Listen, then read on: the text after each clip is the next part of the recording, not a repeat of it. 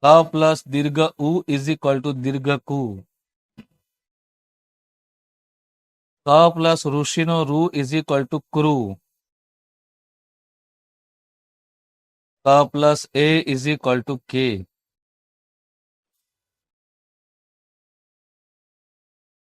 ક પ્લસ આઈ is equal to કઈ. ક પ્લસ ઓ ઇઝ ઇક્વલ ટુ કો. ક પ્લસ ઔ ઇઝ ઇક્વલ ટુ કૌ. ક પ્લસ ઇઝ ઇક્વલ ટુ કમ. ક પ્લસ ઇઝ ઇક્વલ ટુ કહ. હવે જેટલું આ કની આખી બારાક્ષરી જે મેં તમને લખાવી છે એ આધારિત તમે દરેક વ્યંજનોને આવી રીતે ધ્વનિ વિભાજન કરી શકશો. ક કા કી કી એવી રીતે ચ ચા ચી ચી ટ ટા ટી ટી ત તા તી તી વગેરે દરેક વ્યંજનો ચાલે. આપણી શાળામાં ફક્ત ગોખણ પટ્ટથી કરાવતા. પહેલા દિવસે જાઓ તો કે ક થી ગ ની બારાક્ષરી ગોખી લાવજો આવતીકાલ. કેમ કે શિક્ષકને ભણાવવાનું કંટાળો આવે એને નવરું બેહી રહેવા ક્યારે મળે. બીજા દિવસ આવે એટલે કે ચલો કઈ વાંધો નહીં આવતીકાલે ચ થી જ ની બારાક્ષરી ગોખી લાવ. આમ કરીને 10 દિવસ બારાક્ષરીમાં કાઢે. પણ એ મૂર્ખનંદન સ્વામીઓ બરાબર છે કે જે ભણાવવા બેઠા છે અને પોતાને પિતામહ ગણે છે એવા શિક્ષકો એટલું ના સમજી લેવાય કે અ આ ઈ ઉ રૂ એ ઐ ઓ ઔ આટલું સ્વર છે અને એ પ્રમાણે કે ક ને અ સમજો તો વિદ્યાર્થી બોલી શકે. તો અ આ ઈ તો ક કા કી કી આ આવડી ગયું હોય તો ચ ચા ચી ચીન ટ ટા ટી તીન ત તા તી તીન પપ્પા પી પીન ફફા પી પી બધું આવડી જાય. પણ નહીં, ગોખણ પટ્ટી જ કરાવડાવી છે, સમજાવ્યું જ નથી. અહીંયા આવી એટલે તમને બધું નવું લાગે, હકીકતે આ બધું જૂનું છે. મને ગર્વ એટલે જ વાતનો થાય છે કે સારું થયું હું ગુરુકુળમાં ભણ્યો, કોઈ શાળામાં ના ભણ્યો. ગુરુકુળની કોઈ ગણના નથી. કે આપણે ત્યાં ગવર્મેન્ટ સંસ્કૃતને એટલું પ્રાધાન્ય નથી આપતું. ભારત છોડીને 60 દેશોમાં સંસ્કૃત તમે કહો કે સંસ્કૃતમાં પીએચડી થયેલો પેલો મરી જાય આપણી માટે. કે અમને તો એ સમયમાં માર્ગદર્શનનો અભાવ હતો, નહીતર હું અત્યારે અહીંયા ના હોત. સારું છે અહીંયા છું, ભલે થોડું કમાઈએ પણ કમસે કમ આપણા દેશના વિદ્યાર્થીઓને કંઈક તો જાણવા મળે. પ્રોબ્લેમ એ થાય છે કે આપણા દેશના વિદ્યાર્થીઓને જાણવું નથી. કે બહેનો તમને બધાને તમને નહીં બધાને એક જ કહી દીધું છે 10મા ધોરણમાં ટકાવારી લાવવી છે, આટલું મોસ્ટ આઈએમપી કરી નાખો. 12મું ધોરણ આવે એટલે મોસ્ટ આઈએમપી. કોલેજ આવે તો કે મોસ્ટ આઈએમપી. કોલેજમાં તમને બધાને કોઈને પણ તકલીફ પડી છે એનું કારણ છે પ્રોફેસરે તમારું પર ધ્યાન ના. સેકન્ડ નંબર તમારી પર ડિસિપ્લિન ના રાખ્યું. થર્ડ નંબર પર તમારા પેરેન્ટ્સનો સૌથી મોટો ગુનો કે એમણે તમારું મૂલ્યાંકન ન કર્યું. અને આજના પેરેન્ટ્સને એ જ છે, એમના સામે એમના ગાલ ઉપર જ તમાજો છે કે પોતાના દીકરાનું ઉપરાણું ખેંચે. સ્વાભાવિક છે કે 8મા ધોરણનો છોકરો એ પછી ખંજર લઈને ફરે.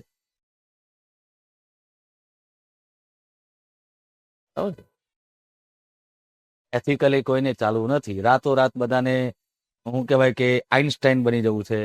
રાતોરાત બધાને અંબાણી અદાણીના જાણે ખાનદાનીની સાથે કમ્પેર કરી શકે એવા બની જવું છે. તો ના થાય, કેમ કે સંસ્કૃતમાં એક શ્લોક છે, શનૈ પંથા શનૈ કંથા શનૈ પર્વત મસ્તકે શનૈર વિદ્યા શનૈ વિત્તમ પંચેતાની શનૈ શનૈ.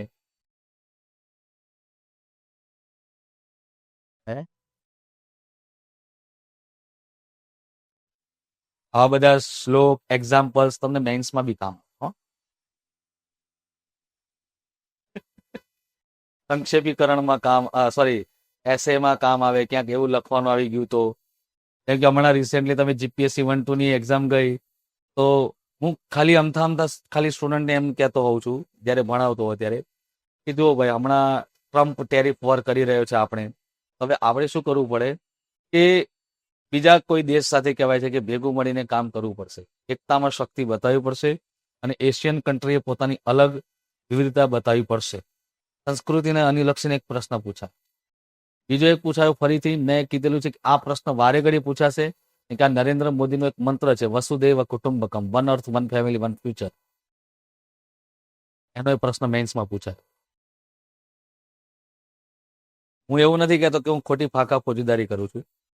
જે છે હું તમને કહીશ, આટલું કરતા રહેજો. તમે સાહેબ બી કે આટલું કરો, એમનો અનુભવ છે, સાહેબનો યુપીએસસી નો અનુભવ છે.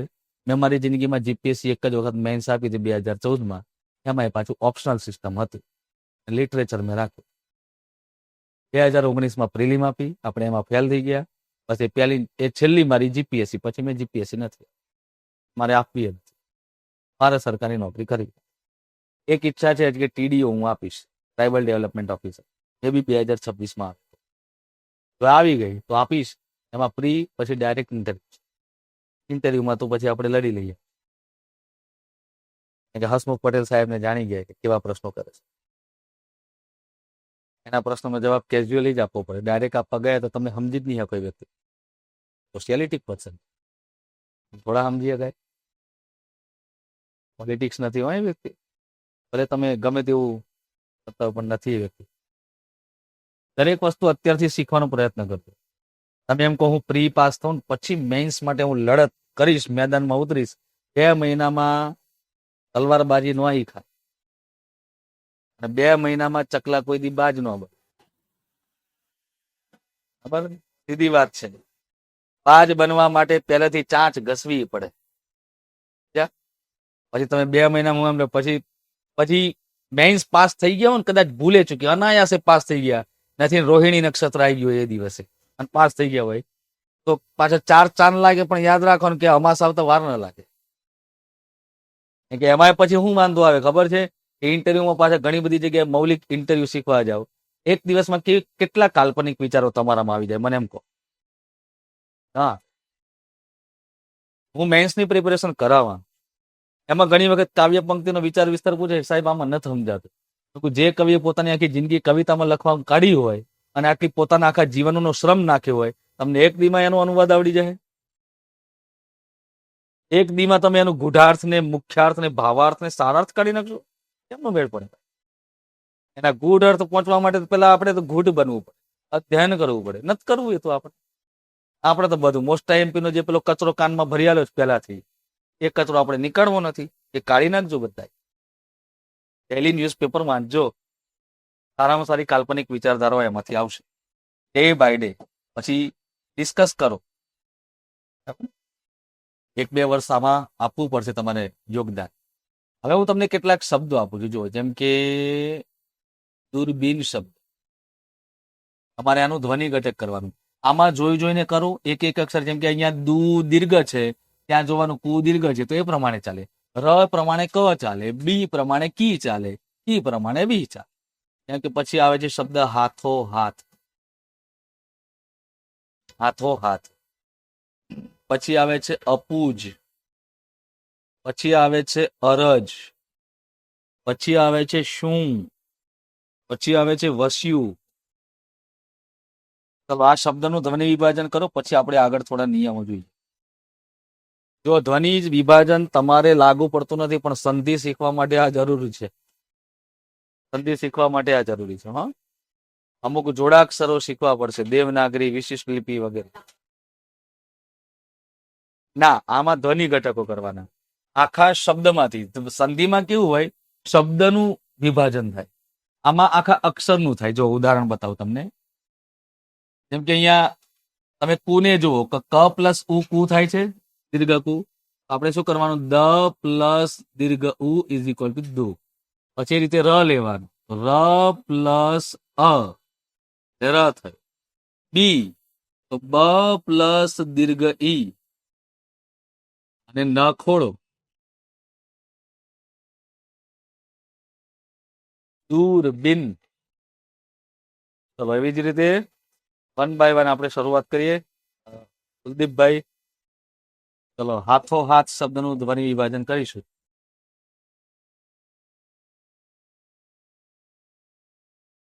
વ્યંજન હંમેશા ખોડું આવશે, કારણ કે વ્યંજનને હું અહીંયા શરીર ગણીશ, સ્વરને આત્મા ગણીશ. શરીરમાંથી આત્મા નીકળી જાય તો શરીર પણ કેવું થઈ જાય? ખોખલું, એટલે કે ખોડું. એમ વ્યંજનમાંથી પણ સ્વર નીકળી જાય તો કેવું થઈ જાય? ખોખલું. ચલો થ પ્લસ ઓ પ્લસ હ પ્લસ આ પ્લસ છેલ્લો વ્યંજન ખોડ. ઉપર નથી, હાથો હાથ. આપણે લાઇનસર ક્રોનોલોજી સિસ્ટમ રહે, બરાબર. અપુજ અ પ્લસ ઉ પ્લસ જ ખોડો. અરજ અ પ્લસ ર પ્લસ અ પ્લસ જ ખોડો. શું? પછી અનુસ્વારને ક્યાં મૂકશો? આ અનુસ્વારને ક્યાં મૂકશો? જે સ્વર છૂટો પડ્યો હોય એની ઉપર જ મૂકવાનો. જે સ્વર છોડો એની ઉપર અનુસ્વાર મૂકવાનો. કે શું મંદ ઉચ્ચાર છે. પછી આવું ના કરી સ પ્લસ ઉ પ્લસ મ, એમ ના થાય. ચલો વસ્યું. કોનો વારો આવ્યો?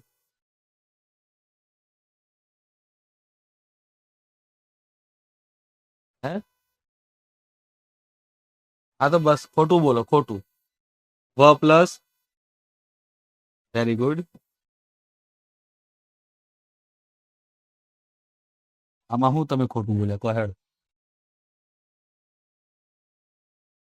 શિક્ષકોએ ડરાવી દીધેલા શાળામાંથી ને કોલેજમાંથી. આ ભૂલી જજો, બધાને કહું છું. તમને મારો શા માટે ડર છે? હું લાકડી લઈને ઉભો છું એ ખોટું બોલો, અને ખોટું બોલ. માણસ ખોટું નહીં બોલે પણ ઢોર બોલશે? ભૂલ તો મારાથી એ થાય છે, તો ભૂલ સુધારવાનો કમસે કમ એક મોકો તો મળવો જોઈએ ને. એક નહીં, 1000 મોકા મળવા જોઈએ.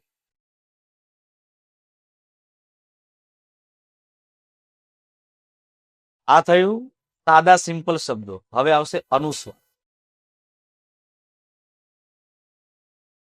લખાઈ ગયું ને?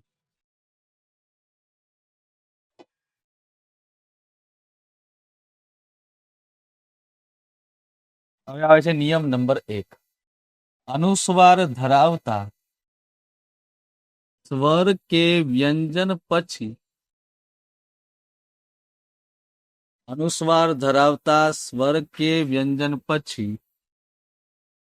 ત, હ, દ, ધ માંથી કોઈ પણ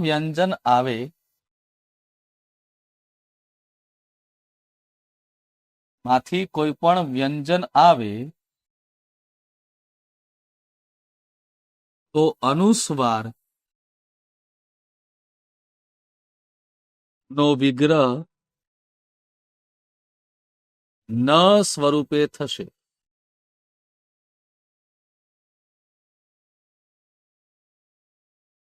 અનુસ્વારનો વિગ્રહ કેવો થશે? ન સ્વરૂપે થશે. ઉદાહરણ તરીકે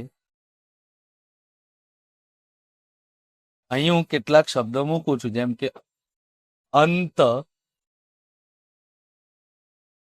પછી આવે દંત, પંથ, બિંદુ, વંદન,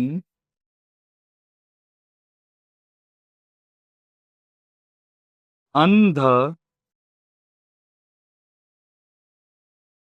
અને ધંધો.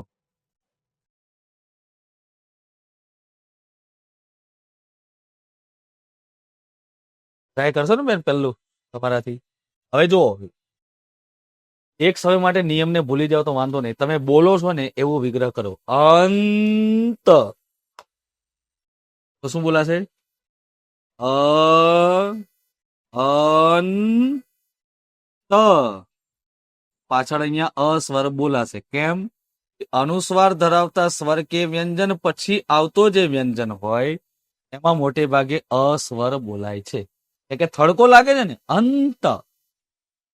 એ જ રીતે ચલો તમે બોલી જાઓ. દંત પ્લસ અ, પછી ન, અને હ. દંત બોલાય છે ને ઉચ્ચાર. કેમ કે જીભ જ્યાં બોલતી વખતે ચોટી જાય છે ત્યાં અહીંયા ચોટી નથી રહેતી, ઉખડી જાય. દંત, દંત. ચલો બેન બાજુમાં પંથ.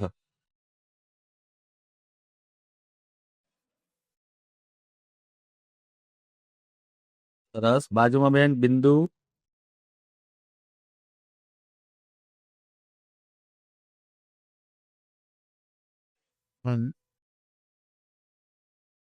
ઈ ન ધ ઉ.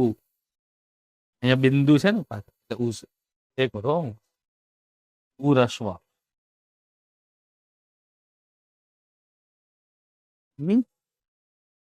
પછી હા ન ક્યાં ગયો? જો બોલ ધીમે રહીને બોલી જુઓ. One one. પછી દ પ્લસ અ અને ન ખોડો વંદન. એ રીતે અંધ. Very good. અ પ્લસ ન પ્લસ ધ પ્લસ અ.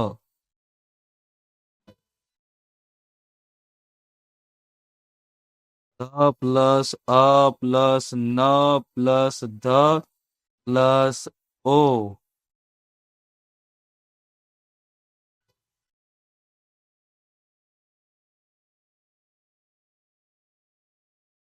થોડો પ્રયત્ન છે ને મગજને કસવાનો. મગજને કસવાનું મીન્સ કઈ રીતે સમજાવું છું. તમે બધા શું કરો છો? પહેલા તો તમારી નોટબુકમાં તમે વિગ્રહ કરી લો છો અને પછી બોલો છો. બરાબર ને બેન? એવું થયું ને?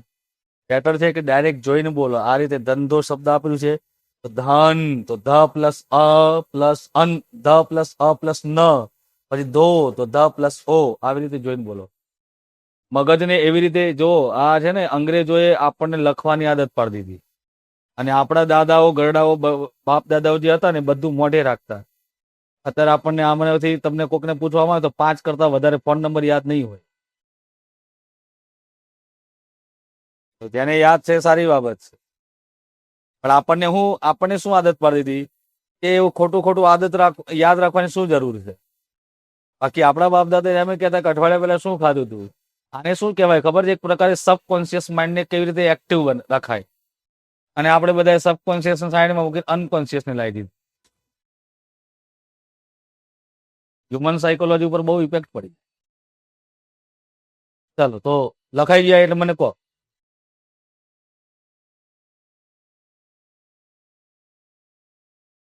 Means okay, yes yes. જો ના ના, જે રસ્વ ઈ છે ને એ આટલું જ લખવાનું. જ્યારે દીર્ઘ ઈ છે ને એમાં ટર્નિંગ લઈ લેવાનું હોય. બસ આટલું જ થોડોક. એ રસ્વ ઈ ના દીર્ઘ ઈ. એવી રીતે આપણે કોઈ પણ વ્યંજનની અંદર લખીએ તો જેમ કે કી આ રસ્વ અને કી દીર્ઘ એ આ. છત્રીની અંદર રહે એ લઘુ. લઘુ એટલે નાનો યાદ રાખો. નાનો છોકરો છે ને છત્રીની અંદર એ જ સારું રહે ને તો પલળી જાય. મોટાને વાંધો ના આવે કારણ કે એ ઘડાયેલો છે, એ બહાર રહે. એટલે આ બધા જુગાડ છે. આ બધું કોઈ વ્યાકરણમાં પુસ્તકમાં ના લખેલું હોય કે છત્રીની બહાર રહે તો ના મોટો છોકરો કહેવાય, છત્રીની અંદર રહે તો નાનો છોકરો કહેવાય. એવું ના હોય. આ બધું સમજણ તો પડે છે ને? હા હા. જસ્ટ આ ડિલેટ કર, આની જરૂર નથી.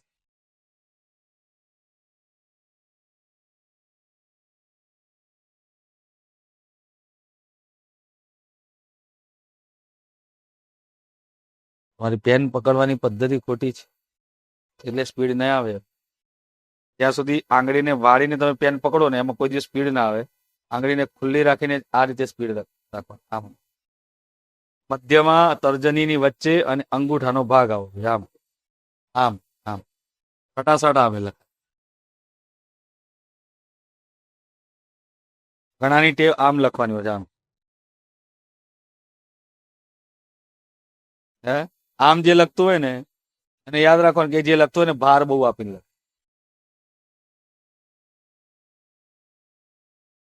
એકદમ સ્મૂથલી આને પકડવાનું હોય છે. આપણે છે ને બધા ફાસ્ટ દબાઈને પકડીએ ને પ્રોબ્લેમ શું થાય ખબર? આ આંગળી જલ્દી દુખી જાય. લાંબા સમય સુધી લખવું હોય ને થાપે પડી જાય. તો કે દબાઈને ના લખીએ, દબાઈને ના પકડીએ તો અક્ષર સારા બી નથી આવતા. કઈ વાંધો નહીં. જે હવે પરિપાટી ઉપર જે ચાલે છે ચાલવા દો.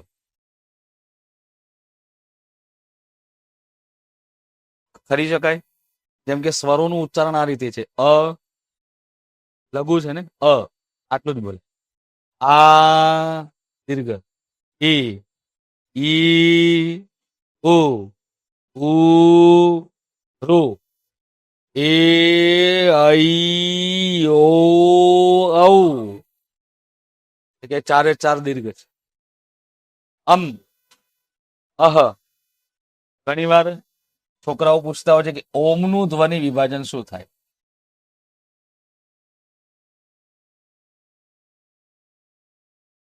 ઓમનું ધ્વનિ વિભાજન શું થાય? તો જો અહીંયા હું તમને ડિઝાઇન બતાવું છું. અહીંયા ધ્યાન આપજો બધા, હો. ધ્યાન દેખાય એવી રીતે કરું છું. આ બાજુ આ જે ભાગ છે ને, આ એ સંસ્કૃતમાં અ છે. કોઈ પણ જોડાક્ષરમાં એમને એમ ડિઝાઇન નક્કી નથી. આ છે ડિઝાઇન, એમને એમ કઈ આમ લખી નાખે એવું નથી. અ છે. અને એની આ બાજુમાં આ જે છે ને એ આ છે, ઉ. આ જે ઉ આમ આવે ને, સંસ્કૃતમાં ઉ આટલો આવે. અ પ્લસ ઉ, આ આમ છે. પ્લસ આવે મ. મની જગ્યાએ એને અનુસ્વાર મૂકી દીધું. અને કોક તમને શું કે ખબર છે? ત્યાં તો કે અર્ધચંદ્રાકાર. હકીકતે છે વાત સાચી. ઓરિજિનલ પહેલા ઓમ આ રીતે લખાતો, બરાબર, આમ લખાતો, આમ. પછી સમયાંતરે કીધું કે ઓમનો જે પ્રાદુર્ભાવ છે એ શિવના કહેવાય ને, શિવોહમ. શિવજી એ પોતે કહેવાય છે કે શિવોહમ, એટલે કે હું ઓમ પોતે હું છું. એટલા માટે કહેવાય ને શિવના શિખર સ્વરૂપે ચંદ્રમુખી અર્ધચંદ્રાકાર બનાવ્યું. ઓમ કે એકચ્યુઅલી ઓમનું જ્યારે ઉચ્ચારણ કરીએ ત્યારે આપણે ખોટું કરીએ છીએ. એટલા માટે આપણને ઓમ મેડિટેશનમાં ઉપયોગ નથી થતો. હકીકતે મેડિટેશનમાં ઉપયોગ લેવા માટે ઓમ આ રીતે છે.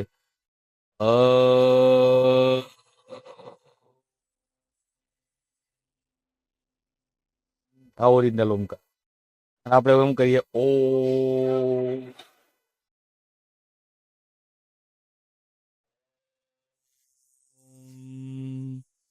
તમારે યોગ ઓમકાર શેના માટે હોય? મનની શાંતિ માટે. હવે આપણે હોઠને આમથી આમ કરી, આમથી આમ કરી, અને પછી આપણે પહેલા તો જે રિલેક્સ લેવાનું છે એની જગ્યાએ આપણે સ્ટ્રેસ લઈએ.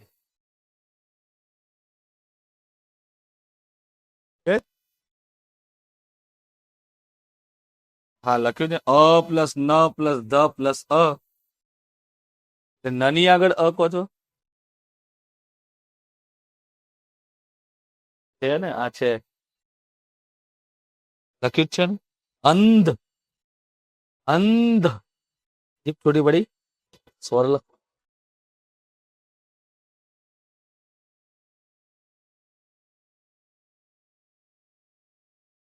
અનુસ્વાર પછીનું જે પણ વ્યંજન હોય ને એમાં હંમેશા મોટે ભાગે સ્વર છૂટો પડે, કારણ કે એનો થડકો લાગે છે. અંધ, કારણ આ એક પ્રકારનો જોડાક્ષર ટાઈપ છે. અંધ, જોડાક્ષરમાં હંમેશા અસ્વર છૂટો પડે એ રીતે. હવે નિયમ નંબર 2, જોડાક્ષરનો નિયમ આવે છે. ભારત માતા કી.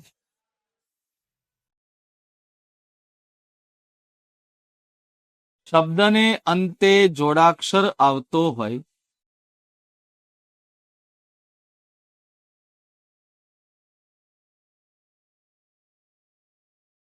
શબ્દને અંતે જોડાક્ષર આવતો હોય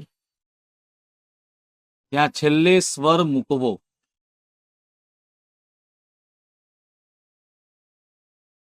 ત્યાં છેલ્લે સ્વર મૂકવો. ઉદાહરણ તરીકે અશક્ય એટલે જોડાક્ષર. અન્ન,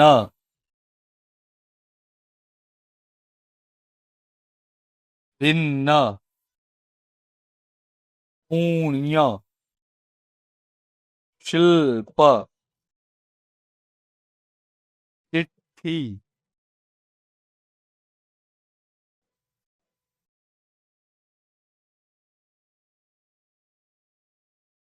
એ તમારો વારો આવી ગયો, તમારો બાકી છે, ચાલુ કરો. અશક્ય. અહીંયા જોઈને, ચોપડામાં જોઈને, અહીંયા ડાયરેક્ટ જોઈને માઇન્ડ ડેવલપ. અ plus plus, very good, yes.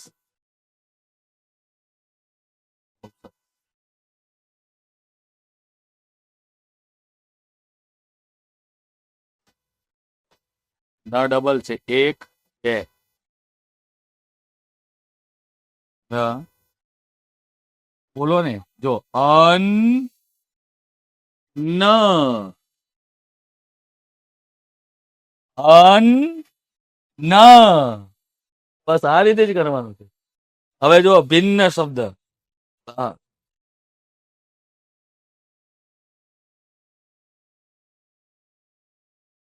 આમ કરો છો એ જ ને, હા એક મિનિટ, આમ કરો છો એ જ ને.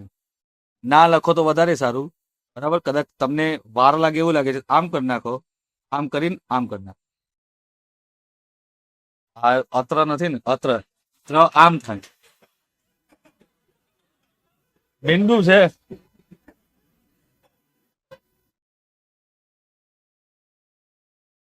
જો હું સ્પીડમાં કેમ લખી શકું, કારણ કે મને આવડે છે.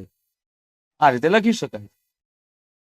આ રીતે તમે લખો છો ને, આમાં ભૂલ અને પ્લસ અક્ષર બગડવાની સંભાવના વધી જાય છે, એટલા માટે.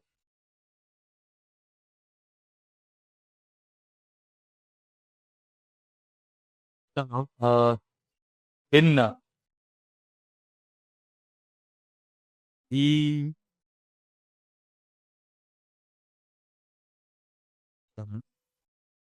પુણ્ય પ્લસ ઉ,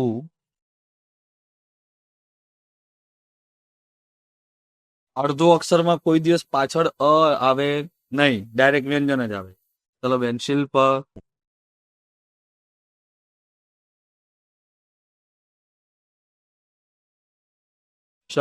જો હજી ભૂલ શું કરો છો ખબર છે, તમે આખો શબ્દ પકડો છો, એક એક અક્ષર. સી તો સ પ્લસ ઈ, લ ખોડો છે, કરી નાખો ખોડો. પ તો પ પ્લસ અ, આવી રીતે કરો. સ પ્લસ ઈ, વેરી ગુડ.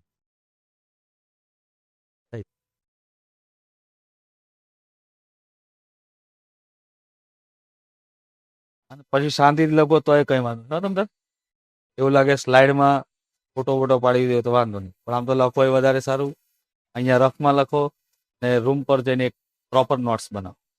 પ્રોપર નોટ્સ બનાવવામાં તમારે ચોક્કસથી 2 3 4 જેટલી પેનોનો યુઝ કરવો હોય એટલું કરો. બહેનોને મારે એ બાબતે કહેવું નહીં પડે, કેમ કે રંગની પસંદગી માટે કહેવાય છે કે બેન સ્ત્રીનું જે આઈઝ લેન્સ હોય છે એ આખો અલગ જ હોય છે, બાય ડીએનએ. ડિફોલ્ટ ના કહી શકાય, સારી વાતમાં ડિફોલ્ટ ના કહેવાય. ડિફોલ્ટ ચાલે, બાય ફોલ્ટ ના કહી શકાય, ચાલે. કે તેમાં તો એક જ તમારે પેનનો યુઝ કરવાનો, કાં તો બ્લેક કાં તો બ્લુ, અને મોસ્ટ ઓફ બ્લુ જ કરાય. બ્લેક સારું ના લાગે, બ્લુ એક પ્રોફેશનલ કલર કહેવાય, એટલે એ સારું લાગે. એ બધી જગ્યાએ ચાલે. મોટી મોટી કંપનીઓમાં ડ્રેસ પણ, એમનો સિવિલ ડ્રેસ પણ એ જ હોય છે, બ્લુ શર્ટ. લખાઈ ગયું બેનો? આ બાજુ આગળ ક્લિયર? ચાલો આગળ વધીએ. બાકી છે કોને બાકી છે? તમે શબ્દ બોલો ખાલી, તમે જાતે. વંદન, વંદન. જીપ ચડી ગઈ, બસ.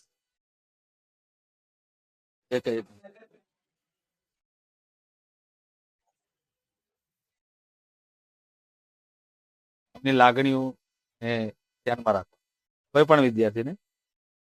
હું દરેક વિદ્યાર્થીને એટલે માટે તો હું પૂછું છું કે તમારે લખાઈ ગયું. દરેક વિદ્યાર્થીની લાગણીનું અપમાન ના થવું, કે જે વ્યક્તિ જે જોડાય છે એ પોતાની ભાવ લાગણી સાથે જ અહીંયા જોડાયેલો છે. બાકી તો માર્કેટમાં કેવું છે કે વ્યાકરણ ભણવા વાળા મારા ખાલી ચહેરા બદલાય, કન્ટેન્ટ તો એકનું એક મળવાનું જ છે. હા, એ નો ડાઉટ કે સ્કિલ બધાની અલગ અલગ હોય, મેં મારું જીવન શિક્ષણ તરીકે જ આપેલું છે. બરાબર. હા, ધીરે ધીરે પછી બધું અલગ અલગ કોથળામાંથી બલાડું નીકળશે,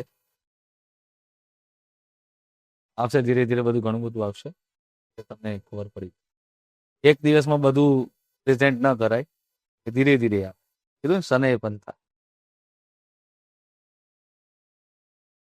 આમાંથી કેટલાય પેલા લેક્ચર જોયેલા છે મારા, એ યુટ્યુબ પર બે કે ગમે તે જોયેલા છે.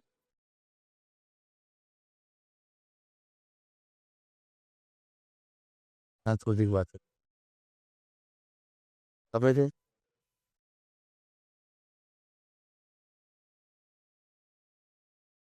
એ મેન એ જ વસ્તુ છે ને, ડિલિવર્ડ મેથડ આવશે. તમારે મારી ટીચિંગ શરૂઆત જે છે, ટીચિંગ ફિલ્ડમાં મારી શરૂઆત વ્યાકરણથી થઈ, અને મૂળ પાયો છે ને મારી પાસે સંસ્કૃતનો બેઝ. એટલે ગુજરાતી કેવું કહેવાય, બાળક કહેવાય. એ જનની ભાષા કઈ છે સંસ્કૃત, અને 8મા ધોરણથી અમે સંસ્કૃત ભણ્યા છીએ. આજે અહીંયા તો તમને ખાલી કહેવાય કે શું, કે હલંત અક્ષર છે, ખાલી ખોડો છે. મહર્ષિ પાણીની આખું હલંતનું સૂત્ર આપેલું, હું તમને જસ્ટ કહું છું કે હલંત્યમ ઉપદેશેન્ત્યમ હલિસ્યાત ઉપદેશ આદ્યચારણમ સૂત્રેસ્વપદમ સૂત્રાંતરાદ અનુવર્તનીય સર્વત્ર. આ બધું રટ્ટા માર્યા, રટ્ટા મારી મારીને દિવસ રાત એનું એ જ બોલ બોલ બોલ બોલ કરવાનું, એટલે એને રિવિઝન થાય ને પછી જિંદગીભર યાદ રહી જાય. એ 8મા ધોરણનું હજી પણ યાદ છે. 2002માં ભણેલી વાત હજી સુધી યાદ કેમ છે? એનું કારણ કન્ટિન્યુ રિવિઝન. ને તમે બધા રિવિઝન નથી કરતા ને એટલે યાદ નથી. જેને અમે કહીએ આવર્તન. અમને એ જ કહેતા હતા કે જો ભેંસ આખો દિવસ ખાય તો રાત્રે વાગોળ વાગોળ કરે, તો જ એનું વ્યવસ્થિત દૂધ બને છે. ગાય ખાય ને એટલે તરત ઉતારી દે, એટલા માટે એનું દૂધ પાતળું બને. આપણે જ્યારે કહેવાય છે કે આપણા નોલેજને અંદર ને અંદર ગઠ્ઠ બનાવવું હોય તો ડેલી રિવિઝન કરવું. Daily revision. એક દિવસ બ્રેક ના આપશો. હું તો કહું છું, હગા ભાઈનું લગ્ન કેમ નથી, એ દિવસે પણ નોટ્સ પીડીએફ ખોલીને 1 કલાક બી રિવિઝન કરી લો. તમને એમ થશે મારો એક દિવસ વાંચ્યા વગરનો નથી કર્યો. એક દિવસ તમે આમાં બ્રેક આપી દો ને, તમારું દિવાળી વેકેશન પછી જોજો હાલત કેવી હશે. મેં 4 જ દિવસ વેકેશન આપ્યું. મને ખબર છે 5મા દિવસે જેવું લેક્ચર લેવાનું ચાલુ કર્યું, જીભ લોચે વળવા માંડે, કેમ કે એને રિલેક્સ થઈ ગયું. રોજ બલવાન ચાલુ થઈ ગયું કમ્પ્લીટ. પગે દુખે ને બધું દુખે, એવું કઈ નહીં. હું ડેઈલી અત્યારે 10 થી આજનું મારું શેડ્યુલ 11.5 કલાકનું શેડ્યુલ છે. 11.5 કલાક કન્ટિન્યુ આ રીતે ઉભા રહીને જ બોલવાનું છે. મારી બોડી વધારે છે કે નહીં, પગે દુખે છે કે નહીં, કશું જ નહીં. હા, અહીંથી ઘરે જાઉં પછી જો બૂટ કાઢું પછી ખબર પડે પગ કેટલા ભરાય. પાછું ખબર જ છે કે બીજા દિવસે આ જ તૈયારી રાખવાની. એ વસ્તુને તમારા મગજને એટલું કહેવાય છે કે એવું જડ બનાવી દો કે રોજ આટલા કલાક વાંચવું એટલે વાંચવું, ભલે થોથું એમને પકડી રાખવું પડે. અને બેસો વાંચવા એટલે 1 કલાક સિવાય ઊભું ના થવાય. હું તો કહું 1.5 કલાક સિવાય એવું કોન્સન્ટ્રેટ. તમને ખબર છે કે 1 નંબર 2 નંબર કે પાણી પીવું છે તો પહેલાથી એડવાન્સમાં જતા. અત્યારે લાઇબ્રેરીમાં મોસ્ટ ઓફ વાંચતા બધા વિદ્યાર્થી મેં જોઈ લીધું, 20 મિનિટ થાય ને મોબાઈલ લઈને બહાર નીકળે. 20 મિનિટ વાંચે ને કલાક બહાર કાઢે. પછી કે હું સવારે 7 વાગ્યાથી રાત્રે 12 વાગ્યા લાઇબ્રેરી હોય. કહેવાય શું ખબર છે કે લાઇબ્રેરી ખુલે એટલે પહેલો હું હોઉં અને છેલ્લે બંધ થાય ત્યારે લોક હું જ મારું. એમાં શું કરવાનું, હું કાંદા કાઢ લેવાના? ખાલી આમાં કલાકો કાઢે તમે. અને આજે વિદ્યાર્થી જ પૂછે, સાહેબ કેટલા કલાક વાંચવું જોઈએ? Doesn't matter. બરાબર? How many hours you reading doesn't matter, how much you reading it's matter. એને મેટર રાખો. બરાબર? હવે વિશિષ્ટ લિપિ ચિહ્ન ધરાવતા જોડાક્ષરો. નિયમ નંબર 3. વિશિષ્ટ લિપિ ચિહ્ન ધરાવતા જોડાક્ષરોમાં નંબર 1, ક્ષ હોય તો ક પ્લસ શ પ્લસ અ ઇઝ ઇક્વલ ટુ ક્ષ. ક ખ ગ ઘ અંગ ચ છ જ. જ ય જ પ્લસ ય પ્લસ અ ઇક્વલ ટુ જ્ય. જ પ્લસ ય અનુનાસિક વ્યંજન હતું ને ય, એ છે. પછી આવે ત્ર, તો ત પ્લસ ર પ્લસ અ. એ જ રીતે ટ્ર, પ્ર, ર, બ્ર, પછી સ્ર. આટલા ગયા. ર તો ટ પ્લસ ર પ્લસ અ. પ્ર તો પ પ્લસ ર પ્લસ અ. ભ્ર તો ભ પ્લસ ર પ્લસ અ. પ્ર તો વ પ્લસ ર પ્લસ અ. સ્ર તો સ્ર સ પ્લસ ર પ્લસ અ. તેના થોડાક ઘણા ઉદાહરણ આપણે લઈએ છીએ, જેમ કે ક્ષમા, દીક્ષા, યજ્ઞ, ચિત્ર, જ્ઞાન, વિજ્ઞાન, ત્રાડ,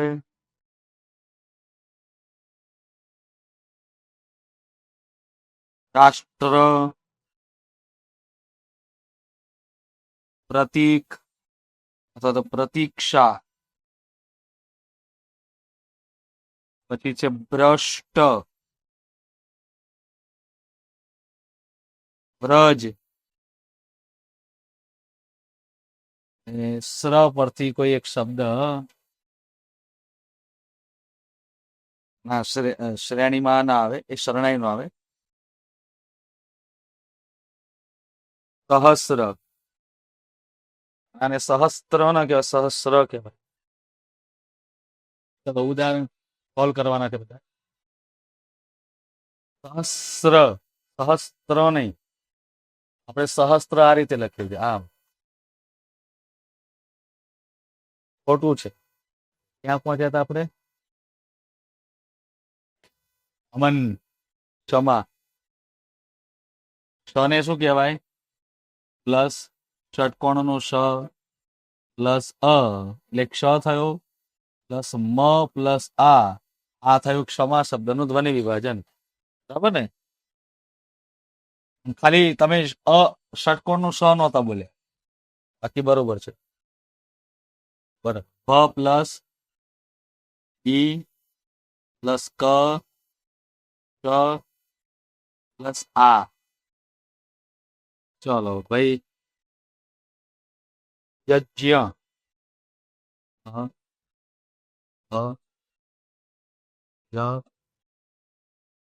પ્લસ ય કહેવાનું, અંજ નહીં કહેવાનું. એકચ્યુઅલી એને અંજ કહેવાતું જ નથી. અને થયું એવું કે ગુજરાતી વ્યાકરણોમાં બધાએ અંજ અંજ કરી નાખ્યું, કેમ કે બોલતા જ નહોતું આવડતું. આને કે યો તો કે એમ કરી નાખ્યું, એમ કરી નાખ્યું, ચાવી નાખ્યો વ્યંજન એમ. ચિત્ર, બોલો બોલો ફટાફટ. હા, પ્લસ હા ચિત્ર, ચિત્ર, ઈ તો બાજુમાં. Very good. અહીંયા અ બોલાશે. જ્ઞાન, છોટી પડી ગઈ. તો સ્વાભાવિક જ્ઞાનમાં પડે તો વિજ્ઞાનમાં પડે ને. બોલો. યસ, હા, ય પ્લસ હા પ્લસ ન, રાડ, ર આ ર અ. રાષ્ટ્ર, ર પ્લસ આ પ્લસ શ પ્લસ ટ પ્લસ ર પ્લસ અ. પ પ્લસ ર પ્લસ અ પ્લસ ત પ્લસ ઈ પ્લસ ક્ષા, તો ક પ્લસ શ પ્લસ આ. પાછળ ભાઈ ભ્રષ્ટ, પ પ્લસ ર પ્લસ અ. જોઈ જોઈને બોલવામાં કેમ ભૂલ થાય છે? પછી ષટકોણ નું, પછી ટ પ્લસ અ. વ્રજ વ પ્લસ ર પ્લસ અ પ્લસ જ ખોડું આવશે, અ નહીં આવે. વ્રજ એમ યુવરાજ, એમ યવરાજ પતિ. સહસ્ર, હા સહસ્ર. કોનો વારો આવ્યો? બોલો બોલો. સહસ્ર, ત પ્લસ અ પ્લસ હ પ્લસ ત પ્લસ ર પ્લસ સહસ્ત્ર નથી, સહસ્ર છે. સ પ્લસ ર ને જોડાક. આ તો ખોટું બધું. સહસ્ત્ર સહસ્ત્ર સહસ્ત્ર નામનો શબ્દ જ નથી. એ જોડણી તરત તમારી ખોટી પડે. અને તમે મેન્સ લખો, તમને ખબર પડે કે જોડણીમાં ક્યાં ક્યાં ભૂલો થાય. જોડણીમાં ચલો તમે સાચવી લેશો. અનુગ અને નામ યોગી ક્યાં લખવા? સ્ત્રગધરા કહેવાય, સ્ત્રગધરા નથી. અરે મેં ભણાવનારા લોકોને જોયા છે, દ્વિગુ શબ્દ ને દ્રિગુ બોલે, ને દ્વંદ્વ ને દ્રંદ્ર બોલે, અને સમાસ ભણાવે ને પાછું ગાડરે પ્રવાહ કે વાહ વાહ સાહેબ. હા, આવા સાહેબોને કોમેન્ટ કરવા વાળે મૂર્ખ રાજા ત્યાં મૂર્ખ પ્રજા. રાજા ભરતુરે એમને નથી કીધું કે લભેત સિકતા સુતેલ મપી યત્નત પીડયન પીબેચ મૃગ તૃષ્ણિકા સુસલિલમ પીપા શારદિત કદાચિદપી પર્યટન છ સવિષાણમાં સાદયેત નતુ પ્રતિનિવિષ્ટ મૂર્ખ જન ચિત્ત મહારાધરે. ખબર બધું માથેથી ગયું. માણસ ધારે તો જમીનમાં હાથથી ખોદી ખોદીને તેલ કાઢી શકે છે. માણસ જ્યારે તો તળાવમાં જઈને જ્યાં મગર છે, મગરના મુખમાંથી રહેલી એની દાઢ કાઢી શકે છે. પણ ગમે તેટલા પ્રયત્નો કરવા છતાં પણ એ પ્રયત્ન વ્યર્થ નીવડે છે જ્યારે મૂર્ખ માણસને સમજાવવા જાય. અને ભર્તૃહરિ એટલે નીતિમત્તાથી ચાલનાર રાજા કહેવાય. બરાબર ને? કે આપણા દેશના જે મૂળ રાજાઓ હતા ને, એ ખાલી શસ્ત્રના જાણકાર નતા, શાસ્ત્રના એ જાણકાર હતા. બરાબર. ક્યારેક જાઓ તો જયપુરમાં જોઈ લેજો, રાજા જયસિંહના બરાબર છે સ્ટેચ્યુમાં એક બાજુ તલવાર ખોસેલી છે, તો હાથમાં પુસ્તક પણ છે. શસ્ત્રાસ્ત્ર કહેવાય ને. શું કહેવાય? શસ્ત્રાસ્ત્ર. શસ્ત્ર પ્લસ શાસ્ત્રનું જ્ઞાન. પણ આ તો હું તો બધું મોંગલિયા થી આયા, જંગલ છોડી છોડીને, ત્યાં પ્રોબ્લેમ થયા. ચલો, જય હિન્દ, જય ભારત. ફરી મળીએ બા નેક્સ્ટ લેક્ચરમાં. દેવનાગરી લિપિના જોડાક્ષરો ભણીશું.